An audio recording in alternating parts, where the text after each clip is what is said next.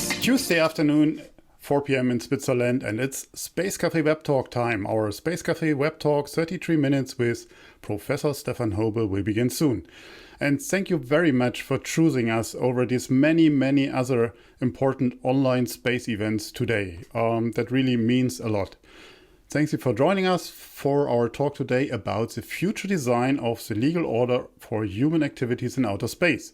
And as always, we really appreciate your participation and ongoing feedback. I'm Thorsten Kriening, your host today and publisher of SpaceWatch.global. We are a Switzerland-based online platform for information in and about space and new space activities in a geopolitical context. I know many of you are already familiar with our website, our bi-weekly and daily newsletters, and the Space Cafe podcast. Our latest episode, number 17, was released this morning on all major platforms, featuring Kelly Gerardi, an analog astronaut, wife, mother, influencer, and author, and somebody you really should listen to. Trust me, it's worth to spend this time. We also keep our fan shop online open for you, where you can support us actively and become a space watcher. The edition 1 has cool mugs, masks, awesome t-shirts, brand new reflecting backpacks, and more cool items for you, your friends, and the ones you love. Your support is needed to keep our work alive. For you. And it's still Cyber Week. If you missed any of our previous web talks, we have an archive available on our web page in the events section and on YouTube. We host our Space Cafe web talks live on a weekly basis, and this is already the 37th edition today. And I hope you mark Tuesdays in your calendar. I feel very privileged today to have one of the most inspiring space lawyers in my show today. Someone I admire for his work and his very open, candid conversation in our sector. With that, a warm welcome, Professor Dr. HC Stefan Hobe in our Space Cafe today. Hello, Mr. Kriening. I'm very happy to be with you here. Thank you very much for having me invited. With great pleasure. Let's give our audience a chance to give a very brief intro about you. And it's only a very brief snapshot of what you've done or what you're doing, because our Professor Hobe is currently the director of the Institute of Air and Space Law and as well the director at Law Center of the European Integration Corporation at the Cologne University. Moreover, he is a holder of the chair for Public International Law, European and International Economic Law, as well as the Jean Monnet Professor for the Law of European Integration. His bio is super impressive, but due to the short time of our format, I will skip many interesting parts. Of all of you that does not know him, please check his page on the Uni Cologne website. What in our context here is very important to mention is that he is the editor of the draft of the German Journal for Air and Space Law. Throughout his professional career, Professor Hobe is also author and editor of more than 300 books and articles in the field of public international law, European law, German public law, air and space law, and investment law. And his latest book is just called Space Law. If you need a Christmas present, of course, after shopping in our SpaceWatch.global shop, check out your next bookstore for it. It's worth. And we learned there's a paperback version for students available for not a very high price. I mean, it has a price, but it's worth to spend this money on it. It's obvious, but thanks to his wide network of international relations, Professor Hobe is an international acclaimed expert in air and space law. And once more, welcome. And now I'm switching over to your first name, Stefan, to my show. Sure. Let's kick that off. Last week, we could see China's next operation on the lunar surface, now on their way back with 2 kilograms of lunar material to Earth. Also, the Japanese Hayabusa 2 landed with material from an asteroid in the Australian outback. For many of us space geeks, that are awesome news and super cool events, without any doubt. How do you see as a space lawyer that? Can you share my excitement? Yes, I can. I'm also excited because what they do is they assemble those samples just for research purposes. And this kind of, the research possibility is opened in international space law. That is possible. There's just another question if you would like to commercially use, let's say, these resources from outer space. And that's yet another question that we should perhaps discuss now. Absolutely. But it's good to see that you as a lawyer also have emotions and excitement about these things that are going on. And that's a point taken. Well taken. Thank you. But what does all these events indicate about the future of, let's take it, the Moon Agreement, the framework that we have in place? Yes, thank you. I think it's a very important question that you're asking, and everybody should ask that question. I think that that outer space will be the continuum in the 21st century. We will have more commercial uses. New space has given us a completely new idea of what man and women can do in outer space. We'll have more commercial applications, and we will probably use outer space for things that could be helpful for us humans on Earth. So I'm pretty optimistic, and you're absolutely right.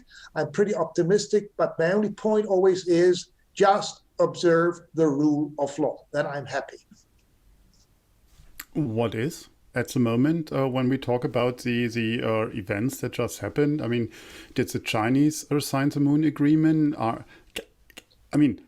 Not the question is, can they do what they do, because they do it already, but what is the legal framework they're operating in?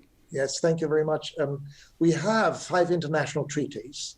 We have the Outer Space Treaty, the oldest one, the most encompassing treaty with 110 ratifying countries that basically that lays the basis for any human activity in outer space. Then we have a rescue agreement. What happens if something really happens? We have a liability convention. What happens if things tumble down, or whether there is a crash in outer space?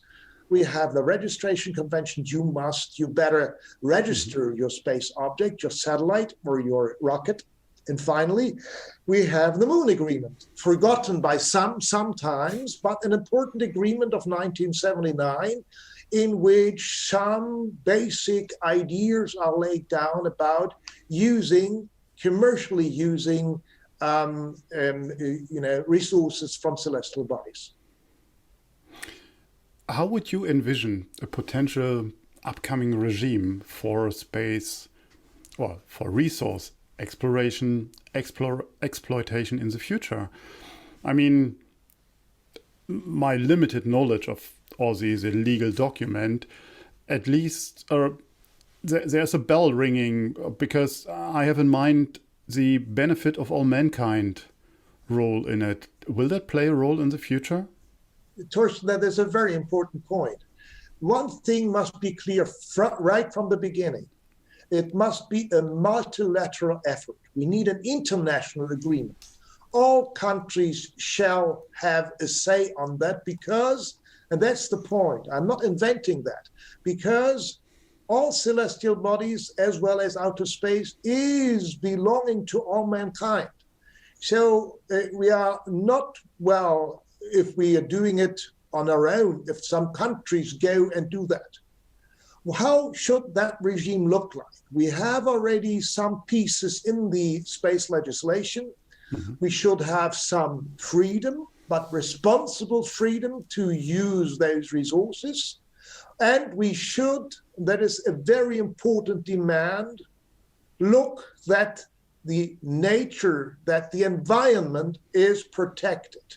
I don't want us to repeat the same mistakes as we have done on Earth. And I think nobody can negate that we are in great problems as concerns the environment and environmental protection on Earth.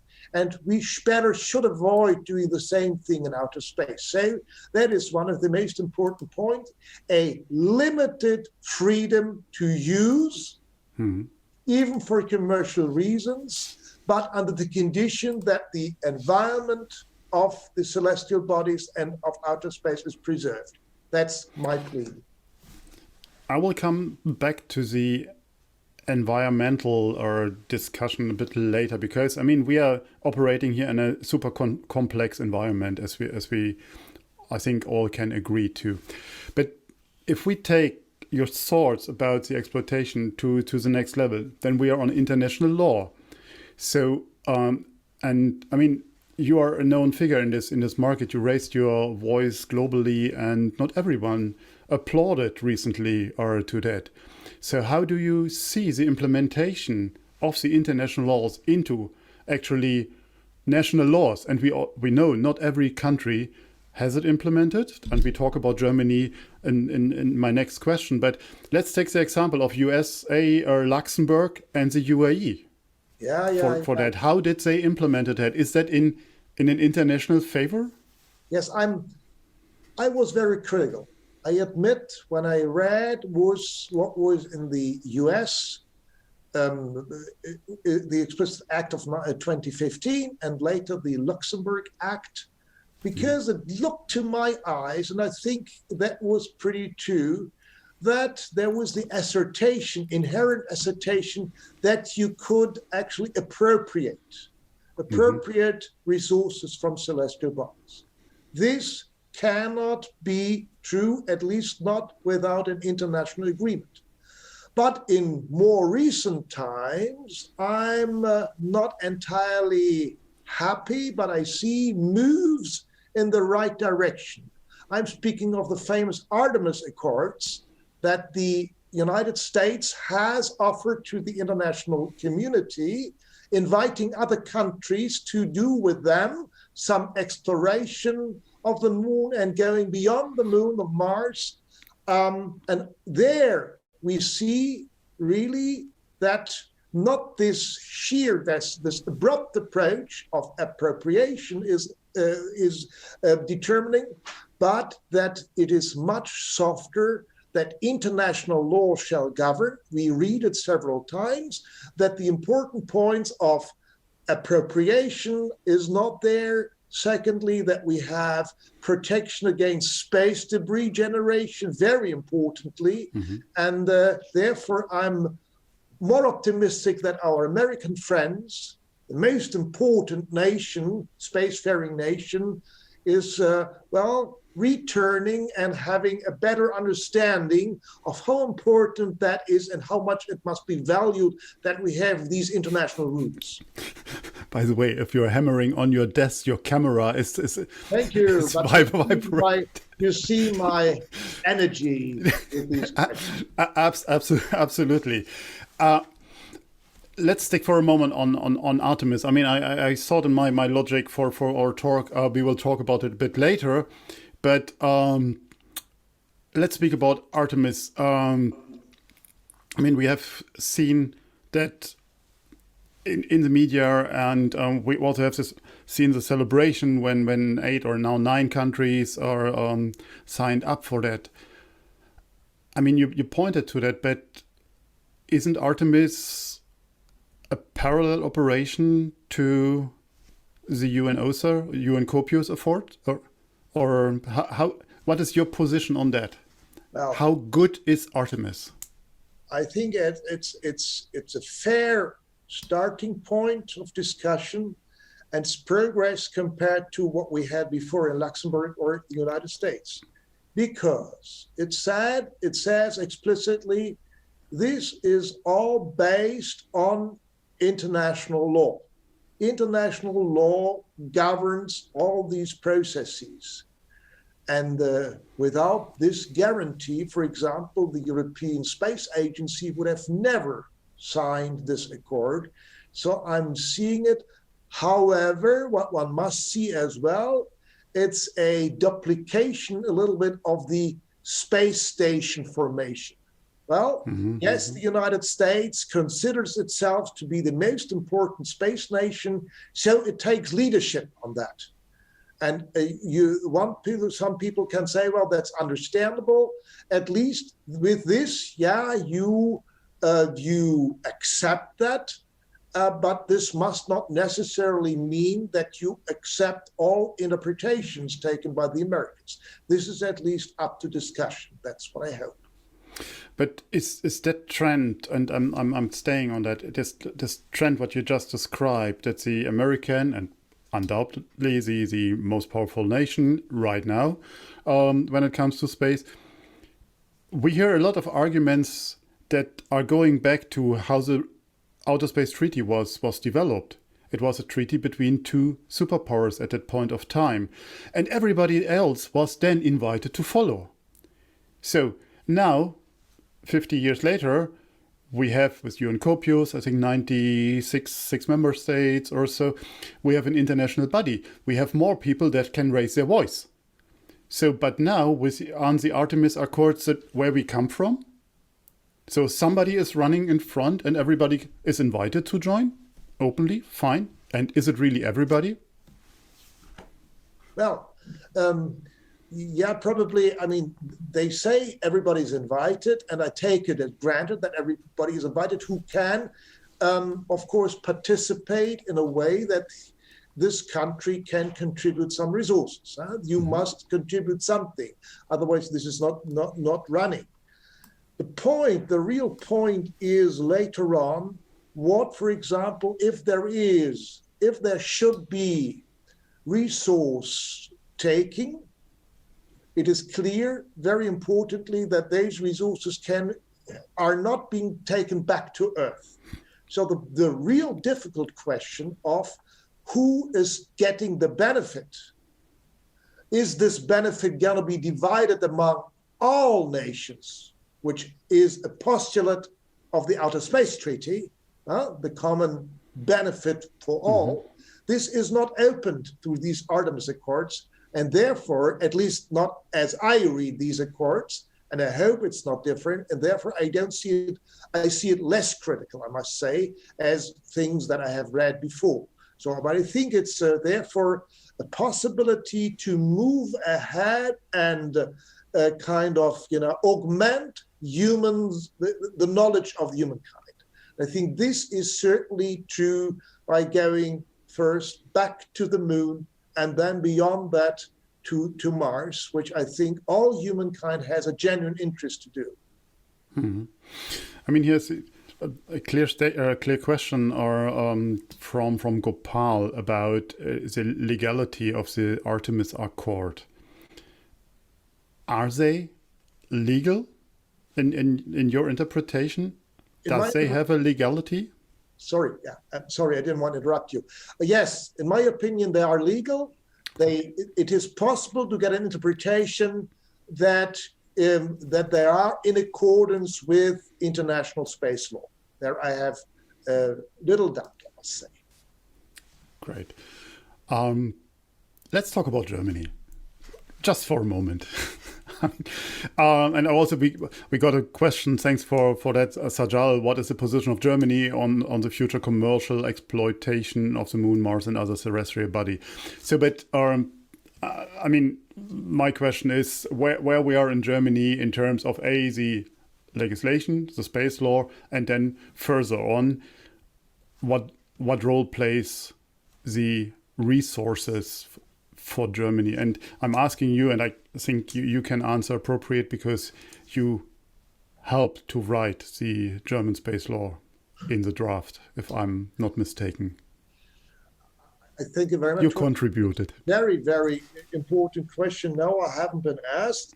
Oh. This is a ministerial job, and I'm not in the ministry. I'm having crude ideas of a scientist. My position is we are a great nation. We have great minds. We are at the top of the technique, but we are not playing the role that we should play. And I say this by pleading for a peaceful rule in Europe, together with other countries. Yes, we have made advantages, but for example, we are missing a great possibility if we do not have a national space law. And I was very hopeful when the last period of 4 years of governance started, because the big parties at that time were, making that coalition. And I was hopeful that this would give them a chance to come up with a law. And towards the end of this period, we will be voting and electing next year. I'm very disappointed. I tell you, Torsten, I'm very disappointed that even under these conditions, it was impossible to come up with this law.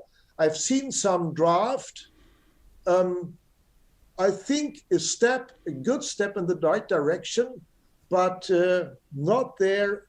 Another question then with having maybe a spaceport in Germany or close to Germany. All this kind is maybe not at the core of interest because of the current COVID crisis, but still important for the future of this country. And the future will also be in outer space. So there I cannot give very good marks to politics, I must say. But as best as you know, is the handling, the treatment, how to deal with resources, that part, or do we miss this train with this draft? What is in the discussion right now? Well, because I mean, as best as I think I know, is it's stuck in the finance ministry on the liability topics. What is understandable, but do we think about resources already, or is Germany missing the train completely? I would say my very clear opinion on that is it's not for us as Germans to determine that question. Rather, the international community must come up with such international legal instrument. Therefore, I always regret that a strong majority of countries disregards the Moon Agreement. However, the Moon Agreement would be an ideal chance to come up with an implementing law, international law, not national, international law, when countries would sit together in Vienna at the United Nations Committee on the Peaceful Use of Outer Space and draft such international regime. Why not? I think it would be worthwhile. I mean, just taking into account my own experience being present at the last year legal subcommittee UN Copius in spring. And there was this Moon Agreement afternoon discussion where a new idea was explored, and it was a candid discussion, and it didn't sound for me that is a way forward, because it sounded from my ears a very strict discussion, because the Russians said we have this now in place, there's no way. I know that you are propagating, that you are advising on having amendments to the treaties. Would you explore in that direction for us? What would be possible? Yes, thank you very much. If you really look into the Moon Agreement, there is an open invitation. But there are some in the treaty to come up with an implementing agreement. But there are countries, and I would say the most important countries, the most important space nations, who have no interest. They consider the Moon Agreement due to some language, which, however, could be interpreted in a way as it has been done with the Law of the Sea Convention, again, so that it would be rather harmless. They consider this Moon Agreement as, a very bad agreement. Some countries even don't mention it. This, I think, is a missed chance to use and to get on the negotiation table without preconditions in order to stabilize one point. I think the international legal order shall be fair and shall give countries their opportunities. This does not necessarily mean that the big countries get everything or that the small countries get an uneven advantage, but that it is up to negotiation how much taken the premise that everybody must get something every nation gets. And I cannot see at all what I always hear in the illegal subcommittee, that this would be unfair. There is nothing unfair. That is a principle of fairness of all countries, that there should be a certain share to be negotiated.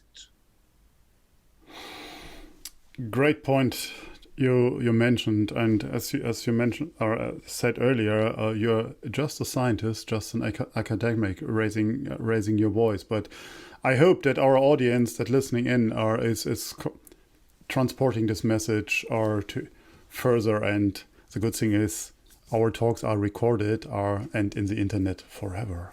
So let's talk about another topic I know what is very close to your heart. Without stopping the discussion on the legal side here. It's about the environment protection, and you mentioned it earlier of outer space. And I now know STM, SSA is not just very important for you, also for us. I mean, last week we had Moribas Vox Populi with a great panel exchanging some ideas. But from your point of view, why do we have to act here? And why do we have to act now? Thank you, Torsten. I think it's crucial that we act now. I just want to start with comparing the situation outer space with the situation on Earth. It took us very long before humankind started to comprehend and later to accept, some presidents even until today don't accept it, that, for example, global warming is man-made, human-made. And I'm afraid that we are doing the same nonsense with outer space. Of course, it's vast. We have a lot of space, but there are certain specific orbits. And there are scientists, not me as a lawyer, there are scientists who say, if we start producing that amount of debris for another 50 years, we are doing spacefaring things since 50 years or so, then the situation can come due to what we call the Kessler effect. The situation can come that we cannot go there anymore because these small particles, the small debris particles, destroy intact satellites, destroy telecommunication satellites. So no TV anymore through satellites.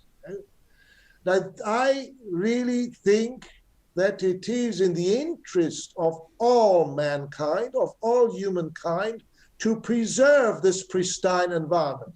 It had been completely pristine before man got there. Now there is a different situation. And in view of the upcoming greater commercial uses, if we want to use outer space commercially, and I'm in principle in favor, don't misunderstand me, but then we need strict rules how to do it. If there is more traffic, we need more management of the traffic. That's what we call, with the catchword, space traffic management. And that's what I'm very strongly pleading. I love to stay on that. Space traffic management. Who should run that? Well, this is, of course, a problem. If we go one floor down, we see air traffic management, and that's a national thing, because airspaces still belong to nation states. Okay. This is not true for outer space. Outer space, as we have said many times, is an international common space belonging to all mankind. Therefore, it is very unlikely that we could do this with national authorities, providing for a supervision. That is basically it, a supervision of outer space. Rather, we should look for an international authority that should do that. And there is some things on the table. It could be considered, but this is really for the international community to decide, that we may take the International Civil Aviation Organization, ICAO, because it has some experience, or that we take, for example, the United Nations Office on Outer Space Affairs, which is basically the administration of outer space so far, or that we have a new agency doing it. We should do it, and we should start very soon in order to come up with this organizational point, but also with substantial law. We need rules for traffic getting into space, in space, and from space. And there are some ideas already on the table. Let's work on that. I think it's really important in the future. That's also a little bit the lawyers' work and the politicians' work, but they must first have an insight. And it shouldn't last that long like it did on Earth. Please, I'm very, very concerned about these situations. Let's start with it. Forgive me when I try to connect here two things together that might not have something in common, but on the space traffic management side, we see some development in the US at the moment, or that the FAA is taking a lead in that.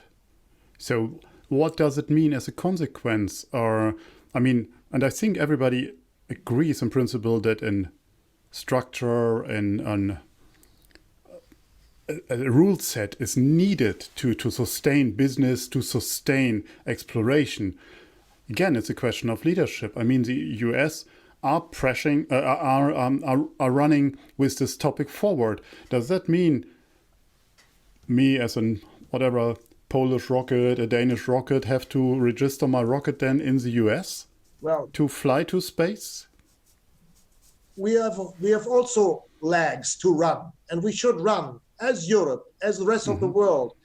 Well, again, as I tell you, environmental protection of outer space is an international task that the entire international community through an international authority should do.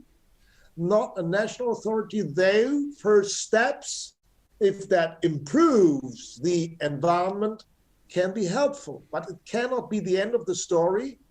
And I'm very much pushing that Europe comes on its legs, also in other political questions, by the way, and challenges this. We have good ideas. We have a great organization, ESA. ESA has done a great job, as we have seen last week, that they have actually made a contract with an international firm that is with its vacuum cleaner in outer space and takes away pieces of space debris. Not with a vacuum cleaner, of course, but this is the right direction. And Europe can do it as well. But of course, at the end of the day, it should be international cooperation. International. I think that's so important to get it. It is difficult because then you must, and this is, of course, what some countries don't like so much, you must compromise. It's not 100% your opinion, but you must compromise. But that is, I think, the point we have to understand, and all have to understand. Great point you raised. Thank you very much. And there is so much more to talk about. I mean, as I said, Europe should do something. Yeah, Europe invest a bit in clear space, and that's a great start, but maybe too late already. I mean, and if we see the money that goes into this project or this kind of projects, not just a particular one of ClearSpace, out of the entire budget that we have available, then it's just a minor fraction. So, and maybe we end up like the oceans later on. However, I would like to pick up one question from the audience, and it was such an engaging situation that we will not come to further ones. Lucas asks, as you consider the Artemis Accords to be legal under the current international space law, how should the safety zones be interpreted, since they practically appropriate an area within the safety zones until technical proven otherwise? Thank you very much. A very good question. I mean, the devil is in the detail, I think. Yeah, the devil is in the detail. But I read the entire agreement in a way, this is of course section 11, where you can actually have the safety zone. But I read, so to speak, And for me, it's very important to read the chapeau of the entire agreement. And the chapeau says, international law shall govern. This is, so to speak, an implementing agreement under the ceiling of international law and on the basis of international law. And in that perspective, a safety zone can never be a zone that gets the property of some country. It never can. It can be used, but this has never the opinion. Same would be if you build a moon village, what ESA Director General Jan Werner had proposed. The same thing. It does not mean that we appropriate that part of the moon. And this is the same here. So safety areas, I see not that critical as the person who has asked the question sees it. Isn't that cutting the hairs? I mean, honestly, I mean, we see, and you know my past with our young German are ambitious, a project going back to the moon and want to revisit Apollo 17 with our own rover. So we had to discuss with NASA to go as close as possible. I mean, sure, they don't own this area, but I mean, same with the moon village. If you build a house somewhere, nobody else can use the territory because you are there already. And at least the construction of the house is yours. Even the area does not belong to you. So, I mean, isn't it a catch-21 on that? Well, then international space law is a little bit that way. What it clearly prohibits is to appropriate territory. So the lawyer is then smart enough to find solutions for that, you know. So it says, by the way, the same thing exists in China.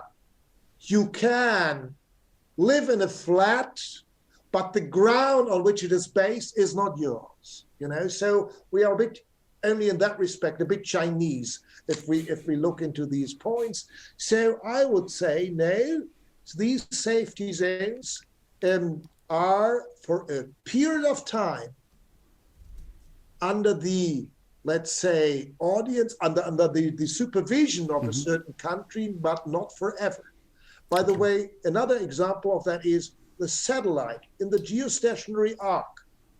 It has a very precious position there, but these positions must be redistributed after a certain period of time in order not for this country to, so to speak, appropriate that position. Yes. I have a regime there with the ITU to get this orbit, to get it even for a period of time, not to own it, but to use it, to coordinate my frequency. This regime is in place, and that's what we are missing, that we are trying to find somewhere. I mean, there are great, I think, initiatives worldwide looking into this direction. I mean, our friends from the Moon Dialogue or Open Lunar Foundation is one of the entities that are looking into new governance models on that, and I think that's what we need. And I'm afraid that our current models we have today on Earth will not work, and if we apply them, it will lead us into the same problems that we have here on Earth. But it's just my personal interpretation of that. Well, let me say maybe one final word. At the end of the day, I'm an international lawyer, and at the end of the day, if somebody disregards international law, we have possibilities. Perhaps these possibilities to react. Perhaps some people think these are weak possibilities, weak reactions, but the rule of law demands that we do not tolerate these things, that we go to court, to the International Court of Justice, with an injunction against those countries who overstretch and take more than they legally get.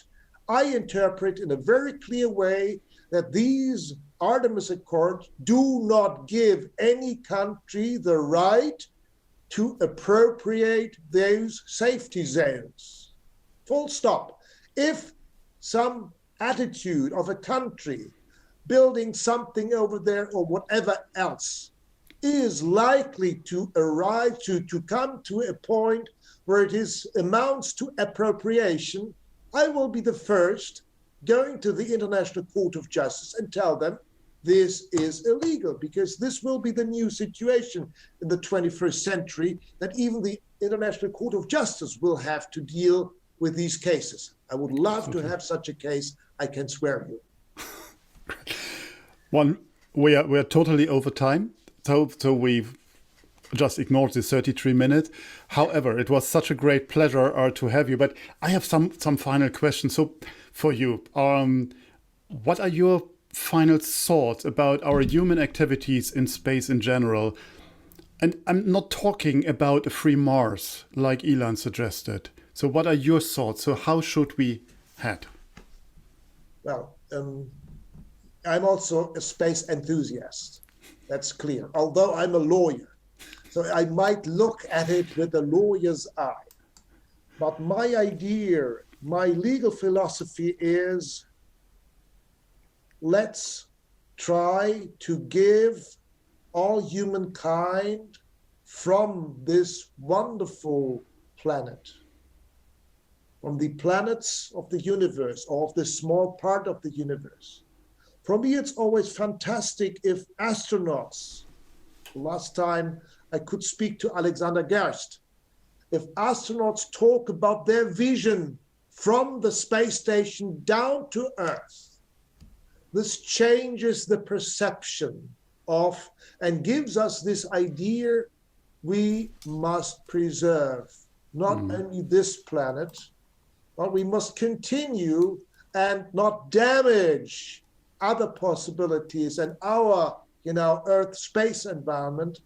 Let's do that, and let's learn it. And my very great hope, maybe I'm illusionary with that, but I like to be it. Let's do it, whether these are small or big countries. That's the idea of the United Nations. United, we are strong. Let's do everything together. Let's more cooperate with one another. Outer space, it's worth it. Thank you very much, Stefan. It was a pleasure. I'm afraid we have to come to an end. Even so, I would like to enjoy the continuation of our inspiring talk, and I'm quite sure we will do that in a foreseeable future. And I mean, the topics you raised, we will also try to cover more on our web talks or other formats or in our magazine. So let's talk about what comes up next this remaining year for us. Later this week, on the 10th of December, we will launch our first Space Cafe Summit, or Anarchy in Space, what is in 2 days. Top-level discussion we will have with Professor Schrogel and Dorina Antoni about space security, and that goes along these lines. You draw already. And on 15th of December, I will talk with Martin Coleman about space debris, the 2020 vision. And this will be then our last Space Cafe in 2020. We will make a short break with the Space Cafes, but we will back on January 5th. So all events are online on Eventbrite. And as of next week, I will also then introduce my guests for the next year. So as always, we would like to hear your feedback, and I'm quite sure there will be some feedback on the session today. So please check in with us on Twitter, on Facebook, or on LinkedIn. Don't forget to sign up to our daily and our bi-weekly newsletters. And if you treat yourself with something special, become a Space Watcher today. Your support will help us to continue our work like these web talks here. Take your credit card and visit our shop at shop.spacewatch.global. And I repeat myself, we really need your support. Thank you very much to the audience, to your interest today. And thank you, Professor Hobus. Thank you, Stefan, for your exciting talk and being my guest. And again, thanks again to the entire team behind the scenes for doing this great job week by week. Again, I hope you all will stay safe and stay safe. Stay safe and stay healthy. And thanks for joining us. I hope to see you next week or on Thursday. In the meantime, visit our website or follow us on social media. And don't forget, become a Space Watcher. Thank you very much. All the best. Bye-bye. Thank you. Bye-bye.